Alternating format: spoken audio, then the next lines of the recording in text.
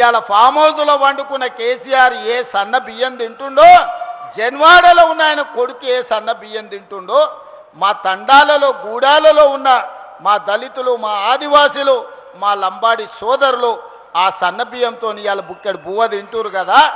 ఒకవేళ ఏదైనా వాళ్ళ తండ్రి కొడుకులకు అనుమానం ఉంటే మా శంకర్ నాయక్ ఈయనే ఉన్నాడు చెప్తా, ఓ తండాల పోయి ఏదైనా గుడిసెల వాళ్ళ మా లంబాడి సోదరుల దగ్గర బువ్వ తిని వస్తే తెలుస్తుంది సన్నబియ్యం. ఈనాడు పేదలు ఇల్లు కట్టుకుంటుంటే మీ కళ్ళు గుట్టి ఈరోజు మీ కడుపంతా మసిమసి అవుతుంది. మీరు 1000 ఎకరాలలో గజ్వేల్లో ఫామ్ హౌస్ కట్టుకోవచ్చు, 100 ఎకరాలలో కొడుకు జన్వాడలో ఫామ్ హౌస్ కట్టుకోవచ్చు, అల్లుడు మొయినాబాద్లో 50 ఎకరాలలో ఫామ్ హౌస్ కట్టుకోవచ్చు, శంకర్పల్లిలో బిడ్డ 25 ఎకరాలలో ఫామ్ హౌస్ కట్టుకోవచ్చు.